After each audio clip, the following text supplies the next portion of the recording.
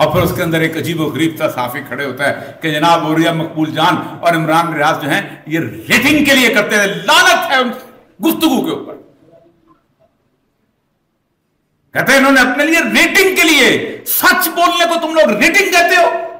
अस्सलाम वालेकुम, मोहम्मद अजहर सिद्दीक अपने प्रोग्राम पॉलिटिकल डायरीज के साथ हाजिर खिदमत। आज का प्रोग्राम बहुत गर्मा गर्मी पर, यानी एक तो मंसूर अली खान का प्रोग्राम और अता तारड़, मज़ा आएगा, आपको एंजॉय करेगा। जो मैंने गुफ्तगू की है वो रिकॉर्ड का हिस्सा होना चाहिए, आपको समझ आ, यानी मैंने कोशिश की है, यानी FIA का मामला आ जाए, फिर आप आ जाएँ तोशा खाना का मामला आ जाए, और बुशरा बीबी के जो इद्दत के निकाह वाला मामला आ जाए वो आ जाए। मैंने एक एक में सफाई कर दी है। मैं चाहूँगा कि वही चीज़ें आप ज़रा सुन लीजिएगा, आपको अंदाज़ा हो जाएगा। और दूसरा जो है, एक तो ये वाली गुफ्तगू आ गई, दूसरा जो मामला है, पहले ये ज़रा सुनिएगा कि मैंने मंसूर अली खान के प्रोग्राम में अता तारड़ के साथ ऐसे ज़्यादती तो मैंने कर दी है। आपको याद है लास्ट प्रोग्राम मेरा हामिद मीर के साथ था 26 मई के लिए, जिसके बाद मेरे लिए ज़रा ज़िंदगी तंग है। ज़िंदगी की तंग करने से मुराद ये है कि मेरे पाबंदी लगा दी गई थी कि मैं मुख्तलिफ TV चैनल्स पे आ नहीं सकता, और स्पेशली, और ये वज़ीर आज़म हाउस में गालिबन डिस्कस भी हुआ था। चलिए सुनिएगा मैंने क्या बातें की। मंसूर साहब, ये तो Guinness book of world record में इमरान खान साहब का नाम आ रहा है। बता दीजिएगा नवाज शरीफ या किसी खानदान पे इतने केसेस हुए हों, मुख्तलिफ वैरायटी ऑफ केसेस हुए हों, मैं चैलेंज कर रहा हूँ, मैं साबित कर दीजिएगा। अब आते हैं आगे। तोशा खाना का केस बड़ा सीधा सा है, कोई बड़ी रॉकेट साइंस नहीं है। फर्क डालना है, जो इस्तगासा चल रहा है वो एक ऑर्डर की बुनियाद पर चल रहा है जो इलेक्शन कमीशन है। हमारा कंसर्न है कि इलेक्शन कमीशन का जो ऑर्डर है वो इस तरह से तजावुज़ है, उसके ऊपर ये इस्तगासे की बात मैं बता रहा हूँ, सिंपल लैंग्वेज में समझा देता हूँ। आपको पता है तोशा खाना की डिटेलें नहीं निकलते थे। मैंने पिटीशन दायर करके 1990 डाला, आपने देखा कि गाड़ियां आ गई, गाड़ियां जो नहीं हो सकती थी तो अनानास भी निकल आए, वो तफसीलें सारी निकल। इमरान खान ही क्यों, जैसे ये पनामा के बारे में कहते हैं, नवाज ने भी क्यों, मैं एक बात कर रहा हूँ। और पनामा की हद तक ये बात करते हैं, 123 दिन सुप्रीम कोर्ट में हेयरिंग हुई थी, 60 दिन की GID बनी थी। अजहर साहब, इसका अगर ये वाली प्ली लेनी है, अगर ये वाली प्ली है कि जी अगर इमरान खान ही क्यों, तो फिर उधर से जब नवाज शरीफ कहते हैं कि पनामा में मैं ही क्यों, तो फिर वो प्ली भी मान लेते हैं। ना, मैं ये नहीं प्ली ले रहा, मैं सिर्फ एक चेहरा दिखा रहा हूँ, मैं ऐसा लाता हूँ, मैं मेरिट पे बात करूंगा, मैं इनमें नहीं छुपूंगा। क्या है क्या तोशा खाना बुनियादी तौर पर सेक्शन 137 की इंटरप्रिटेशन है। सेक्शन 137 कहता है कि आपने अपनी जो रिटर्न है ना वो फाइल करनी है फाइनेंशियल ईयर खत्म होने के बाद। जून 2018 की फाइल करनी थी, जो 18 दिसंबर में, उसके 120 दिन बाद उसको खोला जा सकता है। इलेक्शन कमीशन को इख्तियार दिया हुआ है, वो नहीं खोला। 2019 की 20 अप्रैल तक आने से नहीं खोला, 2020 की 2021 अप्रैल तक खोलना था, लिमिटेशन की प्ली ले रहे हैं सर, ये लिमिटेशन का सवाल है। क्या डिफेंस ले रहे हैं सर, लिमिटेशन की प्ली ले रहे हैं आप? मैं खत्म नहीं, मैं लिमिटेशन के अलावा इख्तियार की बात भी हो रही है ना। और जो कुछ दिया है वो डिक्लेयर कर दिया। इलेक्शन कमीशन ने अपना इख्तियार खत्म होता था, वो इसमें इंक्वायरी नहीं कर सकता था। क्या किया, मामला लेके चले गए बदनीति पे स्पीकर के पास। स्पीकर का इख्तियार नहीं, आर्टिकल 63 के तहत उसने एक रेफरेंस भी, जो टाइम बार्ड रेफरेंस है, और इलेक्शन कमीशन ने इख्तियार से तजावुज़ इस हद तक किया। उसने दो काम किए। एक तो उसने कहा कि जनाब जो है ना इस्तगासा चलेगा, सेक्शन 137 167 में डिफाइन है, 174 में इस्तगासा चलेगा, 190 में ट्रायल चलेगा। ये तो ठीक है अगर मिस रेकग्निशन है। इलेक्शन कमीशन ने ये कह दिया कि वो कोर्ट की ट्राइब्यूनल के इलेक्शन में इमरान खान को डिस्क्वालीफाई कर दिया। और वो चैलेंज कोर्ट में मैंने चैलेंज किया, लाहौर हाईकोर्ट में कोई मियावाली का था वोटर की तरफ से, और लाहौर हाईकोर्ट जस्टिस आमिर फारूक साहब के बारे में बड़े जेन्युइन हमारे कंसर्न है। मेरी एक बात सुन ले, मुझे पता है उनकी रिश्तेदारी क्या, उनके नवाज शरीफ का वकील है, वकील प्रोफेशनल होता है, आप मेरे से बेहतर जानते हैं ना, मलाइन करें। अच्छा, अजहर साहब कह रहे हैं मेरी बात कंप्लीट हो, अजहर साहब बात कंप्लीट कीजिए प्लीज जी। देखिए फर्क सिर्फ इतना है कि अगर एक आदमी ईमानदारी से है ना, ईमानदारी बड़ा अच्छा लगता है, बहुत अच्छा लगता है। एक कानून है कि दायरा इख्तियार का, जब तक दायरा इख्तियार सुप्रीम कोर्ट की जजमेंट है, अब आगे जा नहीं सकते। इस केस में अंदर ओन चौधरी कौन है, आपको डाउट है क्या आपके पास? इस्तेकाम में पाकिस्तान, इसका मतलब क्या प्लांटेड लोग थे जो बैठ कर ये इस तरह के। अजहर साहब ओन चौधरी गवाह है नहीं, अजहर साहब ओन चौधरी तो गवाह भी तो है ना, यानी शाहिद भी तो है उस सारे के निकाह का। वही बात आपको कि आप पर्सनल किसी मामले में अगर गवाह हैं तो टू मरने का मकाम है ऐसे आदमी के लिए कि यहाँ नजर आ रहा है कि आप सियासत में इस हद तक गिर जाएंगे। और भाई इद्दत के हवाले से बड़ी वाज़ेह तौर पर आ जाए, बड़े बड़े उलमा को इकट्ठा कर ले, ये केस नहीं बनता। ये बेफिक्र रहे, ये सिर्फ यही है कि इलेक्शन से दूर रखने के लिए प्लानिंग है, उसको हम फेस कर रहे हैं। ये केसेस सारे के सारे मैं चैलेंज कर रहा हूं, कोई नहीं बचने वाला, सारे दायरे इख्तियार पे उठ जाएंगे। एवरीबडी नोज कि इस वक्त क्या हो रहा है। मकसद है कि इमरान खान को सियासत से बाहर रखना। डरे क्यों है वो भाई, इलेक्शन में कराओ, फेस करो इमरान खान को, इलेक्शन टाइम पे होने दो। चल रही है इलेक्शन 13 अगस्त की बजाय 8 अगस्त को असेंबलियां तहलील करनी है। और नजर आ रहा है कि ये बैठ के छुप के जिनके साथ वोट को इज्जत देने थे उनके साथ बैठ के मैच फिक्स करके खेल रहे हैं। हर एक को नजर आ रहा है वो भाई इतने ताकतवर हो जाओ, जाकर इलेक्शन पंजाब असेंबली का इलेक्शन तुम करा नहीं सके, और यहाँ बैठे पे आप खेल क्या रहे हैं, इतना गंद खेल रहे हैं सियासत के अंदर। कल इनके गलों पे आना है, इनके घरों तक बात जानी है, फिर किसी ने ये ना पूछ लिया कि गराज क्या होता है, फिर बड़े मसले बन जाएंगे लोगों। मैं वैसे मैं आप लोगों की मौजूदगी का फायदा उठाते हुए अच्छा यहाँ आगे चलता हूं मैं आपको लेकर। इलेक्शन जो वक्त से पहले असेंबलियों के हवाले से जो बात हो रही है कि असेंबलियां तहलील कर देनी है, वक्त से पहले तहलील कर देनी है, उस पर मैंने बड़ा नुक्ता नजर क्लियर किया। दो ट्वीट मैंने किए थे, दोनों ट्वीट बैकग्राउंड पे चल रहे हैं, और दोनों जो चंक मैंने ट्वीट भी किए थे, लेकिन आपकी आसानी के लिए एक जगह इकट्ठे हो जाए, ज़रा समझ आ जाएगी आपको कि इलेक्शन कमीशन का किरदार क्या है। इलेक्शन कमीशन अच्छा किरदार नहीं अदा किया, तारीख के औराक में ये लिखा जाएगा, ये 13 सियासी जमातों का किरदार भी लिखा जाएगा, सुनिएगा। बिल्कुल इस वक्त मौजूदा PDM हुकूमत का कौमी असम्बली या दीगर असम्बलियों की तहलील वक्त से पहले ऐलान कर देना, ये 100% बदनीति पर मबनी है। कॉन्सेप्ट क्या है 90 दिन का और 60 दिन के इलेक्शन का, आर्टिकल 224 को सामने रखकर देखें तो दो वजूहात हैं। 5 साल में तो आपको पता है कि इलेक्शन होने हैं, तो इलेक्शन कमीशन ने वो सारी तैयारियां मुकम्मल करके रखनी है। 90 दिन देने का मकसद जो हमारी मुकन्ना का था, जो लेजिस्लेचर ने उस वक्त किया, तो उसका पीछे इंटेंशन या मोटिव ये था कि 30 दिन फालतू दिए जाएं ताकि इलेक्शन कमीशन अपनी तैयारियां मुकम्मल कर सके।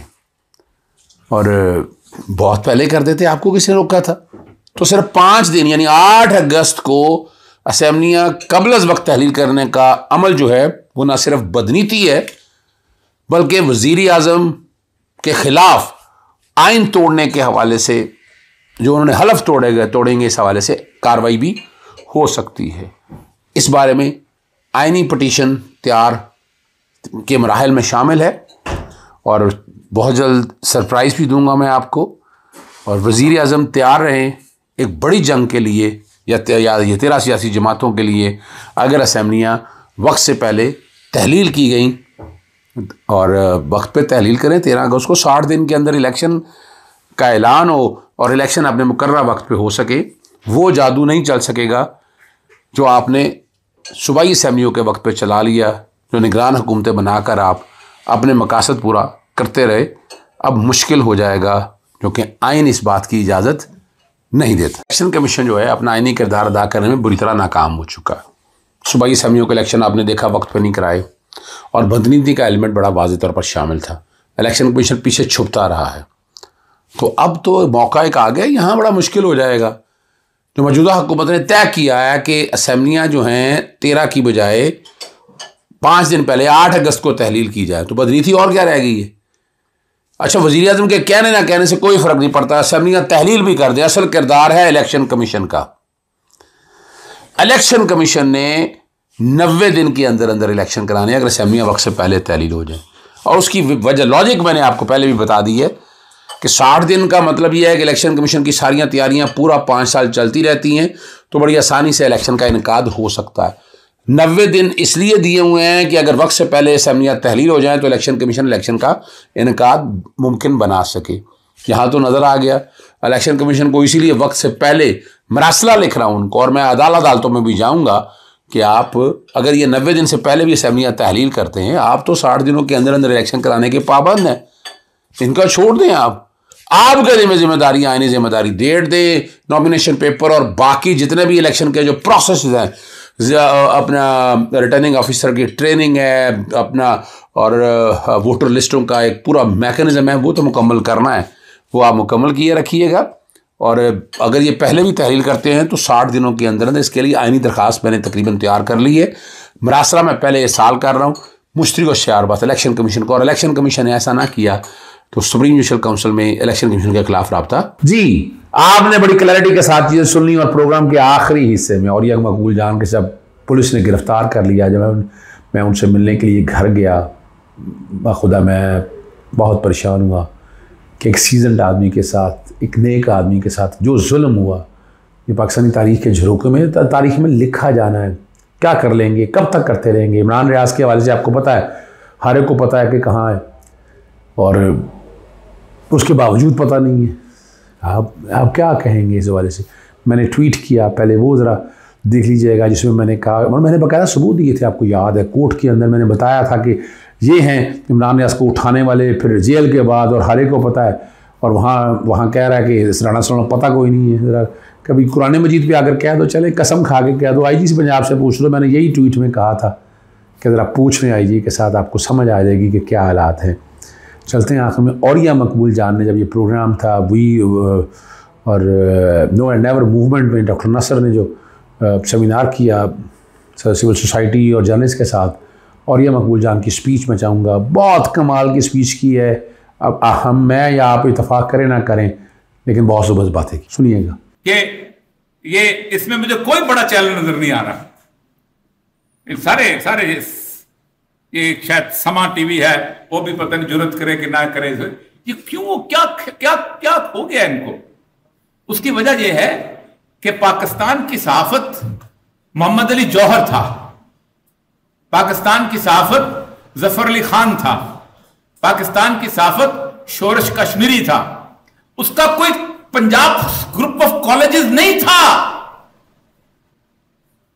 उसकी कोई घी मिल नहीं थी, उसकी कोई शुगर फैक्ट्री नहीं थी कि जिसका गला घोंट दिया जाएगा। कॉर्पोरेट कल्चर ने, एक और बड़ी कमाल की बात करते हैं हमारे, मेरा दोस्त है उनका बहुत मशहूर, और भी बहुत सारे उसके साथी ऐसे हैं, कहते हैं कि बुनियादी तौर पर साफी जो है ये तो इसकी कोई राय नहीं होती। वाह, तो फिर तो दफन कर दो जफर अली खान को, इसने पाकिस्तान मूवमेंट के साथ लगाया। फिर तो दफन कर दो मोहम्मद अली जौहर को, अबुल आला मौदूदी का तर्जमान दफन कर दो। वो गरीब बात है कि सहाफी जो है वो, उसकी कोई राय नहीं होती। राय के बगैर कौन है जो सहाफत जिसने की हो। पूरी दुनिया ओपिनियनेटेड जर्नलिज्म पे चलती है। नॉम चॉम्स्की कौन है, सेमरहर्श कौन है, ये लोग कौन है जो लिखते रहे। आखुडवाड कौन था। हर बंदे की राय होती है। पाकिस्तान में ह्यूमन राइट्स का मसला पहले 2 लोगों की जिम्मेदारी से खराब हुआ था, अब तीसरा मीडिया उसमें शामिल हो गया। उनको मालूम हो गया है कि हमने बड़ी बड़ी तयश पसंद, किसी का हमने फार्म हाउस बन गया पैसों से। मैं बताता हूं, मैं जब सिविल सर्विस से रिटायर हुआ था, मेरे पास इतने पैसे नहीं थे कि मैं अपना घर बना सकूं, गाड़ी ले सकूं। मेरे पास ना गाड़ी थी, लेकिन मीडिया के पैसों से मैंने घर भी बना लिया, मैंने गाड़ी भी ली। तो मुझे तो बुरा लगेगा ना यार, मैंने, मेरा घर बना है, मेरी गाड़ी बनी है। और फिर सबसे बड़ी बात यह है कि मुझे लोग पसंद भी करते हैं और मुझसे मोहब्बत भी करते हैं, और मैं मीरा से ज्यादा पॉपुलर भी हूं दुनिया में, तो मुझे लोग अच्छा समझते हैं। तो ये बुनियादी तौर पर दुनिया भर के कॉर्पोरेट कल्चर ने इसको यूं स्क्वीज कर दिया, जब चाहो इनको छें। यही हाल आपने बाकी जगहों पे किया। तुम्हारी पेंशन रोक लेंगे, तुम्हें अस्पताल में इलाज दे देंगे, तुम्हारा प्लॉट कैंसिल हो जाएगा, खत्म। ये है बुनियादी मसला। पाकिस्तान के अंदर 3 ऑर्गेनाइजेशंस को तबाह बर्बाद किया गया है वक्त के साथ साथ, और बाकायदा एक प्लानिंग के तहत कब्जा किया गया है। अगर वो शख्स ये कहता है कि पाकिस्तान के अंदर ये अमेरिका से आए हैं, पाकिस्तान के अंदर कब्जा करने के पीछे पूरी दुनिया की एस्टेब्लिशमेंट शामिल है। पेप्सी कोला वाला जो है, उसको बोलो किसी मर्जी से, अपनी मर्जी से किसी टीवी में इश्तिहार दे, नहीं दे सकता। वो पेप्सी इंटरनेशनल को फंड जमा कराता है, और पेप्सी इंटरनेशनल जो है वहां से इश्तिहार देती है कि मैंने समा को इश्तिहार देना है, या मैंने दुनिया को इश्तिहार देना है, या मैंने 92 को इश्तिहार देना है। टोटल कंसोलिडेटेड रकम, टोटल इंटरनेशनल जो उसका है। 1992 में 112 ऑर्गेनाइजेशन थी जो मीडिया कंट्रोल करती थी, 112। कहा क्लब टुगेदर करो, ये कब बदमाशी है, खरीदो सबको। रूपर्ट मर्डॉक उदस को उठाया उससे, वहां से न्यूजीलैंड से अखबार बेचता था, आके उसने CNN खरीद लिया, आके उसने जनाब डेली टेलीग्राफ खरीद लिया। 3 कंपनी मेजर्स रह चुकी हैं जिनके पास दुनिया का 97% मीडिया है। Walt Disney 38%, Rupert Murdoch News Corporation 27%, और उसके बाद टर्नर्स उसकी, और बाकी 2 छोटी छोटी कंपनी। ये कौन लोग हैं जो उठ के अल जजीरा को खरीद लेते हैं? ये कौन लोग हैं?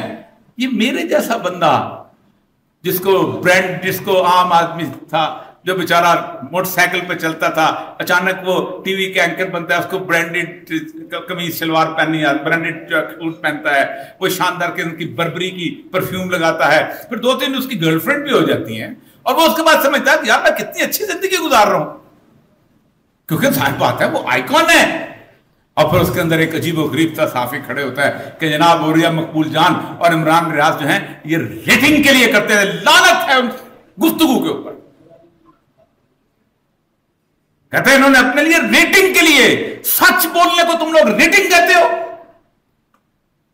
तुम्हें सच बोलना आता ही नहीं है, इसलिए कि तुमने 11 के अंदर तुम्हारा घर बन चुका हुआ है और तुम्हारे उसके साथ बाकी जगहों पर तुम्हारी जिंदगी की आसाइशें बन चुकी हुई हैं। तुम्हें सच का मजा चखा ही नहीं है। तुम्हें सच का मजा चखा होता तो आज तुम भी बैन होते। मीडिया, ब्यूरोक्रेसी और उसके साथ जुडिशरी, ये 3 चीजें ठीक हो जाएं, मैं आपको बताता हूं ना पाकिस्तान की एस्टेब्लिशमेंट में ताकत है। मैं चागी में डिप्टी कमिश्नर था, एक स्मगलिंग रूट होता था जिसके ऊपर FC की पोस्टों के ऊपर जिसे कहते हैं चेक पोस्ट होती थी, उसमें एक कप्तान साहब जैसे वो चले गए, उन्होंने जाके तो चेकिंग शुरू कर दी। वो करते ये थे कि वो 1 रुपया होता था, उसको नया नोट कागज का, वो हर चेक पोस्ट पे नोट दिखाता था और वो छूट जाता था। वो 1 रुपया रखा था जेब में, वो बेसिकली रदारी होती थी। आखिर में 25,000 रुपये दे देता था, जाके अब हिसाब किताब कर ले। उन्होंने वहां जाके देखा, जाके तो उन्होंने उसको कहा दिखाओ, वो पैसे तो ऊपर मिल जाते थे, नीचे नहीं जाते थे। उन्होंने किया ये कि उन्होंने वहां पर उसको गाड़ी के ऊपर उसने उसको जब तलाशी लेने की कोशिश की तो गाड़ी उसने भगाई तो वो चेनमेन टूट गई, उन्होंने पीछे फायर कर दिया पैसेंजर पर। अब बलूचिस्तान में बहुत बड़े घर होते हैं, उनके अंदर वो गाड़ी अंदर चले गई, उसने छुपा लिया उसका। मुझे सुबह कर्नल साहब ने रिपोर्ट भेजी कि हमारे 6-7 बंदे जो हैं उनको इस तरह उन्होंने जख्मी करके गए हैं और ये और चेन टूट गई। मैं वहां गया, वहां 3 लोगों को उन्होंने जख्मी कर दिया, पैसेंजर्स को जख्मी करने के बाद उन्होंने उसको, बेचारा गरीब आदमी वो इलाज का था, मैंने उन 6 लोगों के ऊपर 307 का पर्चा काट दिया। कर्नल साहब ने ये किया, हार्बरिंग दी पीपल, उन्होंने उनको लेके एक फ्लैग पास किया पूरे चागी के अंदर कि ये मैं 5-6 बंदे जिन पे पर्चा कटा मैं उनको साथ लेके जाता। मैंने कर्नल साहब पे हार्बरिंग क्रिमिनल का पर्चा काटा। अख्तर नांगल साहब बड़े कमाल, आजकल तो बड़ी और चीजें, उस वक्त चीफ मिनिस्टर होते थे, उनको बड़ा लगा, उन्होंने कहा अगर आज मैंने इस DC को चेंज किया तो मेरी तो वोट खत्म हो जाएंगे। They called Nawaz Sharif to send that to change me. और को कमांडर साहब वहां गए, उन्होंने चेंज किया।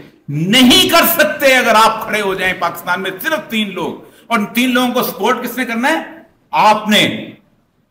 ब्यूरोक्रेसी को आप कहें कि भाई तुम गलत करते हो। मैं एक बताऊं, मैंने एक बंदा आया, उसने मुझे कहा कि फला जो है तहसीलदार वो मुझे नहीं देता, फर्क नहीं देता, मैं क्या करूं? मैंने कहा कितने लोग थे वहां? कहता 100 लोग थे। मैंने कहा जाओ उसके मुंह पे थप्पड़ मार के मैं देखता हूं कैसे तुम्हें फर्क नहीं देता। उसे थप्पड़ मारी, वो मेरे पास आया, मैंने कहा मुझे पता है तुम्हें थप्पड़ क्यों पड़ा है, मैं तुम्हारा केस दर्ज नहीं करूंगा, जाओ फर्क देख के। आप थप्पड़ मारेंगे रिश्वत देने वाले को तो ये मुल्क ठीक होगा। आप थप्पड़, आप कितने हैं और वो कितने, कभी सोचा है? पूरे पाकिस्तान में 4,22,000 पुलिस है, जिनमें से डिप्लॉयबल सिर्फ 1,12,000 है। आज पूरे पाकिस्तान के अंदर लोग खड़े हो जाए, 10 या 15 बंदे नहीं आते एक शहर के उनके खाते में। मेरी यही बातें तो उनको अजीब लगती हैं कि ये लोगों के दिलों से खौफ उतारता है। खौफ बुनियादी तौर पर, फेयर इज द की, खौफ है। हम कहा करते थे जिस दिन पुलिस का डंडा एक आदमी यूं पकड़ लेता है उस दिन खत्म हो जाती है। और एक बात, मैं इतना पुरुम्मीद हूं इस मुल्क के मुस्तकबिल से। आज से 10 साल पहले जो लोग जुलूस निकालते थे उनके घरों में खाने को कुछ नहीं होता था, उनके वालिदैन सोचते थे कि मेरा बेटा जो रेडी नहीं लगाएगा तो क्या, वो लोग थे बेचारे, गरीब लोग थे। 77 में गरीब लोग थे, 74 में गरीब लोग थे, 83 में गरीब लोग थे। आज जो लोग जेल में हैं, इनके वालिदैन 20-20 साल तक उन्हें अफोर्ड कर सकते हैं। कोई लम्स का पड़ा हुआ है, कोई LSE का पड़ा हुआ है, कोई बाकी चीजों का पड़ा हुआ है। These are the hope of this country, these are the hope. मुझे किसी तौर पर मायूसी नहीं। लिखा है कि ये हम ही थे जिनके लिबास पर सरे रूह स्याही लिखी गई, यही दाग थे जो सदा के हम सरे बज़ में याद चले गए। मौजूद ख़वातीन हज़रात, मेरी तकरीबन 67 साल और 7 माह उम्र है। मैंने जिंदगी में पहली चंद घंटों की जेल 1970 में देखी थी, और उस मुख्तसर सी जेल जो जगह थी, उससे मुझे ये अंदाजा हुआ था कि जेल कोई इतनी मुश्किल चीज नहीं है। इसलिए कि मेरे वालिदैन आ गए थे, कुछ वकला आ गए थे, कुछ लोग आ गए थे, और उन्होंने किसी न किसी हद तक वहां बात करके उन्होंने कहा कि बच्चा है, 12-13 साल की उम्र है, इसको छोड़ दे। मैंने दूसरी जेल 1974 में देखी थी, जब खत्म नबूवत मूवमेंट चल रही थी। तो उस वक्त भी मेरे वालिदैन को इल्म था कि मैं कहाँ, मेरे दोस्तों को पता था कि मुझे मिलना कहां पर है, और उन लोगों को भी अंदाजा था कि कौन कौन लोग वहां पर हैं। और सुबह सवेरे हमें जेल में से रिहा कर दिया जाता था। हम मुंह वगैरह धो के, बाथरूम जो एक ही बाथरूम होता था उसके बैरक का, उससे फारग होके फिर उसके बाद हम जेल में घूमते फिरते थे एक आजाद शख्स के तौर पर। हमारे साथ और बुजुर्ग कैदी भी थे, हमारे लीडर भी थे। मैंने तीसरी जेल 1977 में देखी थी, जब भुट्टो के खिलाफ मूवमेंट चल रही थी और फिर ज़ियाउल-हक आ गए थे। उसमें भी हमें बहुत अच्छी तरह अंदाजा था, मेरे घर वालों को पता था। अगर थे उस वक्त भुट्टो साहब करते ये थे कि कभी कभी इस जेल से, कभी इस जेल से, शाहपुर में हमारी शेख रशीद से ज़ियारत हो जाती थी, कभी किसी से हो जाती थी। तो हमें अंदाजा था कि मेरे घर वालों को भी अंदाजा था, उस शहर के लोगों को भी अंदाजा था। लेकिन गुज़श्ता जो 2 माह पहले 12 मई से लेके 15 मई तक जो मैंने 3 दिन गुजारे हैं, मैं उसके बयान इसलिए नहीं करना चाहता, ना मैं करता हूं उसका। मैंने शायद पहली दफा अपनी जेलों का मैं बयान कर रहा हूं कि उसमें तकलीफ से 2 चीजें। पहली बात कि जिस वक्त वो मुझे ब्लाइंड फोल्ड करके लेके गए, फिर उसके बाद एक छोटे से कमरे में उन्होंने रख दिया जो 6 फुट पे 4 फुट का था, और जिससे एक आदमी आके बताता था कि फजर का वक्त हो गया, नमाज पढ़ लो, जोर का वक्त हो गया, नमाज पढ़ लो। तो उसने पहले फिक्रा ये बोला, जब दोबारा मुझे ब्लाइंड फोल्ड किया गया, और क्योंकि खौफ बहुत होता है, जो आदमी जुल्म करता है उसको खौफ होता है, अपना चेहरा नहीं दिखाना चाहता। तो मुझे उसने कहा, देखो तुम गिरफ्तार हुए तो सिर्फ एक टिकर चला तुम्हारे मीडिया के ऊपर, फिर उसके बाद खत्म हो गया। और तुम्हें पता है कि तुम्हारे साथी जिनके साथ हमने 21 साल गुजारे हैं, उनका सलूक तुम्हारे साथ ये था। झूठ बोलते हैं, वो कहते हैं कि पाकिस्तान में ये साल और बाकी 70 साल बराबर थे। बकवास करते हैं वो लोग। जिस दिन इरफान सदीकी गिरफ्तार हुआ है, नून लीग का वो आदमी था। मैं 8 बजे के प्रोग्राम में लाइव आया हूं, और जब तक वो 12 बजे बाहर नहीं आ गया, पाकिस्तान का हर टेलीविजन लाइव रहा है। नहीं रहा तो हमारा गिरबान पकड़ो। उस वक्त जिस वक्त मुतीउल्लाह जान के ऊपर मिसिंग पर्सन हुआ है, जब तक वो वापस नहीं आया, कौन सा टेलीविजन चैनल है जिसके ऊपर उसकी खबरें नचर नहीं होती थी? जिस वक्त असदूर को उठाया गया है, कौन सा टेलीविजन चैनल है जो गुफ्तगू आज में गुफ्तगू करके दिखाए? कोई गलत बोलते हैं। 75 साल की तारीख में ये 1 साल पाकिस्तान का 77 साल है। मैंने नहीं देखा कभी आज तक इस तरह की सूरत हाल। हम खड़े हुए थे। आप मुझे बताइए कौन सा शख्स है इसने उस पर कॉलम में लिखे इरफान सिद्दीकी साहब के साथ? हारून रशीद साहब बैठे हैं, इरफान सिद्दीकी साहब का कोई सहाफत से तो कोई ताल्लुक नहीं। इरफान सिद्दीकी साहब एक लेक्चरर थे, और उसके बाद एक साहब तो उस्ताद थे, फिर उस पर इरफान सिद्दीकी साहब जो थे वो प्रेसिडेंट के प्रिंसिपल सेक्रेटरी तक लग गए। हमने कहा नहीं, अदीब है।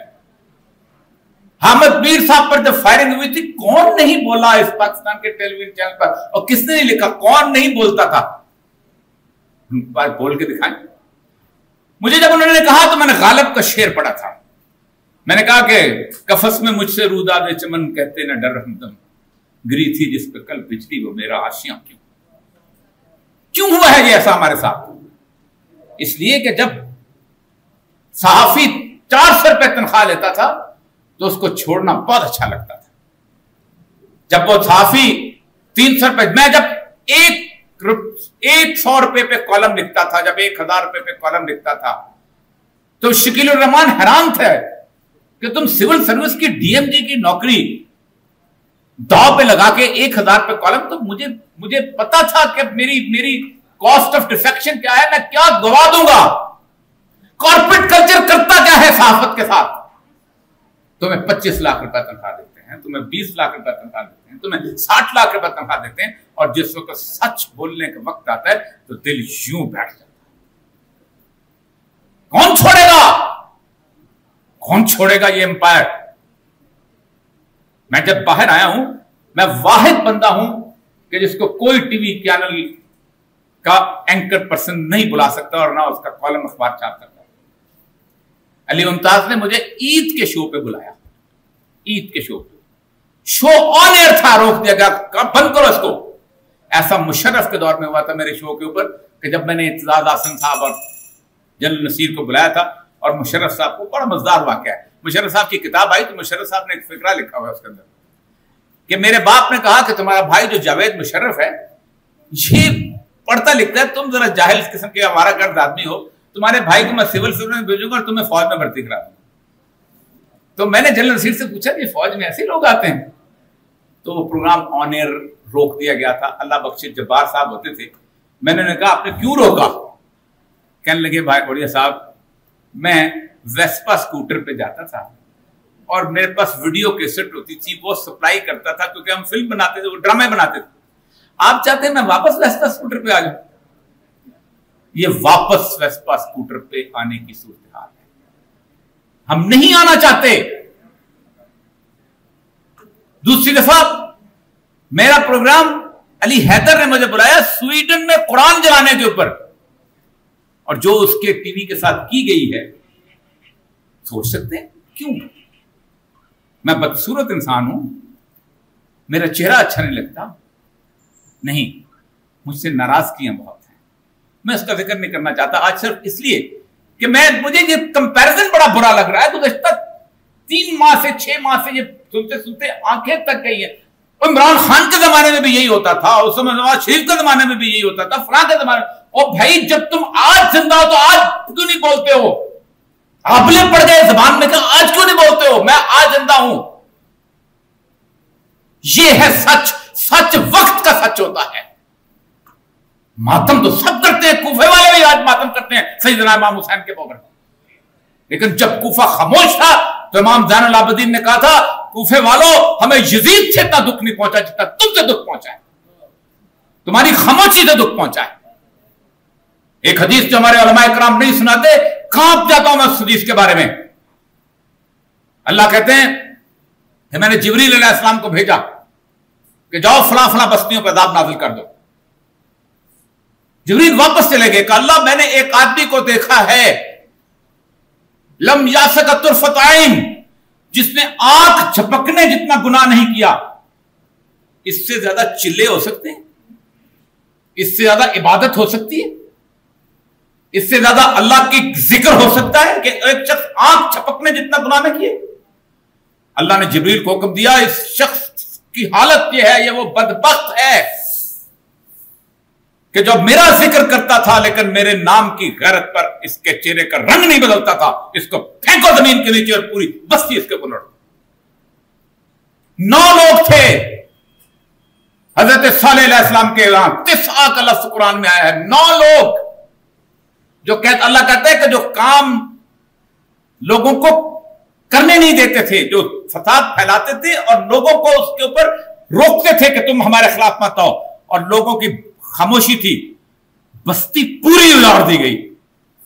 बस्ती पूरी तमाम मदाने सारे जो सऊदी अरब जाते हैं, देखो सन्नाटा है उस पूरी बस्ती के अंदर। इस बुरा अजाब आया है खामोशी का कि रसूल अकरम सल्लल्लाहु अलैहि वसल्लम तबूक में जा रहे थे, सहाबा रुके हैं, फरमाया रुको मत इस जगह से जहां अल्लाह का गज़ब नाज़िल हुआ है, रुको मत। अगर किसी ने अपनी ऊंटनियों के लिए पानी ले लिया तो पानी यहां फेंक दो, कहा आटा गूंद लिया है, फरमाया वो भी यहां फेंक दो। लेकिन एक बात याद रखिए, हमने 75 साल यहां गुजारे हैं, हमें 75 साल का इल्म है। मैं ब्यूरोक्रेसी को जानता हूं, मुझे बहुत तकलीफ होती है जब मैं उस्मान को देखता हूं, क्योंकि मैंने उसको एसपी के तौर पे देखा हुआ है। मुझे बहुत तकलीफ होती है। मुझे इसलिए तकलीफ होती है कि पाकिस्तान की ब्यूरोक्रेसी बुनियादी तौर पर वो मुजरिम है कि जिसके बगैर कोई यहां पर जुल्म नहीं कर सकता। मेरा दावा है, ना सियासतदान जुल्म कर सकता, मुजरिम जुल्म कर सकता है, ना कोई और जुल्म कर। क्या ताकत होती है एक सियासतदान की, क्या ताकत होती है किसी एक एजेंसी की, एक थाने से भी कम नफरी होती है उनकी। कोई जुल्म नहीं कर सकता। असल बदमाश ये हैं कि जिनको कानून सामने कहां गए, इंतजार में बैठे यहां पर। 2365 क्या कहते हैं जनाब? किडनैपिंग की क्या सजा है सरकार? किडनैपिंग की सजा यह है लाइफ इंप्रिजनमेंट। किसके एसएचओ मुकदमा दर्ज करते हैं किडनैपिंग का? किसकी जिम्मेदारी है एक शख्स अगवा हो जाए तो उसको बरामद करना? उस्मान की जिम्मेदारी है जो इस वक्त आईजी है, ये उसकी जिम्मेदारी जो आईजी नहीं होता।